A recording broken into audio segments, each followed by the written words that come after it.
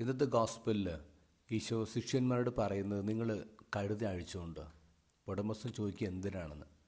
അപ്പോൾ പറയണം, ഈശോയ്ക്ക് അതിനെക്കൊണ്ട് ആവശ്യമുണ്ടെന്ന്. ഈശോയ്ക്ക് അതിനെക്കൊണ്ട് ആവശ്യമുണ്ട്. കഴുത വിഴുപ്പെടുക്കാനുള്ള ആളാണ്, പക്ഷേ ഈശോ അതിനെ രാജവാഹനമാക്കി മാറ്റാണ്. ദാവീദിൻ്റെ പുത്ര കനിയണമെന്ന് ആൾക്കാർ കരയുന്നത്. ഇപ്പോൾ ജീസസ് ദാവീദിൻ്റെ പുത്രനാണ്, രാജാവിൻ്റെ മകനാണ്. രാജാവിൻ്റെ മകനുള്ള രാജവാഹനമായിട്ട് കഴുത മാറുന്നു. ഈ കഴുതയെക്കുറിച്ചൊരു ലെജൻഡ് ഉണ്ട്. എല്ലാ കഴുതകളുടെയും മുകളിൽ നോക്കിക്കഴിഞ്ഞാൽ ഒരു ക്രോസ് കാണാൻ പറ്റും, ഒരു കുരിശിൻ്റെ മാർക്കിംഗ് ഉണ്ട്. എല്ലാ കഴുതകളിലും ഉണ്ട്. ഇതിൻ്റെ പിന്നിലുള്ള ലെജൻഡ് എങ്ങനെയാണ്? ഈശോനെ രാജകീയമായിട്ട് ജെറുസലേമിലേക്ക് ആനയിക്കുന്ന കഴുതയുണ്ടല്ലോ, പിന്നീട് ഈശോയുടെ പുറകെ തന്നെ നടക്കുകയാണ്. ഈശോ പോയ വഴിയിലൊക്കെ നടക്കുകയാണ്.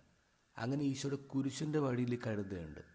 കാൽവരിക്കുന്നതിൻ്റെ മുകളിലെത്തിയപ്പോൾ കഴുതക്ക് മനസ്സിലായി ഇവനെ കുരിശിലേറ്റാണ്.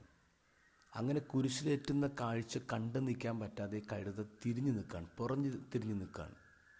ആ സമയത്ത് കുരിശിൻ്റെ പിറകിൽ ഇങ്ങനെ സൂര്യൻ അസ്തമിച്ചുകൊണ്ടിരിക്കുന്നു. കുരിശിൻ്റെ നിഴൽ വന്ന് ഈ കഴുതയുടെ മുകളിൽ വീഴുകയാണ്.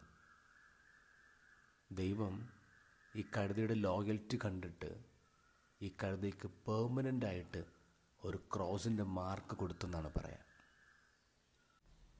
മറ്റൊരു കാര്യം ശ്രദ്ധിക്കേണ്ടത്, ഈശോ ഈ ക്രോസിൻ്റെ മാർക്കിങ്ങുള്ള കഴുതപ്പുറത്ത് കയറി ജെറുസലേമിലേക്ക് പോയപ്പോൾ he was not just going to the cross, he was going on the cross. കുരിശിലിരുന്നാണ് അവൻ ജെറുസലേമിലേക്ക് പോയത്. കുരിശിലിരുന്ന്. ഓർക്കണം, നമ്മൾ യൂസ്ലെസ്സാണ് നമുക്ക് തോന്നും, പക്ഷേ ഈശോയ്ക്ക് നമ്മളെ കൊണ്ട് ആവശ്യമുണ്ട്. ഈ ആഴ്ച നമ്മൾ കുരിശിലേക്കാണ് പോകുന്നത്. അത് കുരിശിൻ്റെ പുറത്തിരുന്ന് ഈശോടൊപ്പമാണ് പോകുന്നതെന്ന് ഓർക്കാം.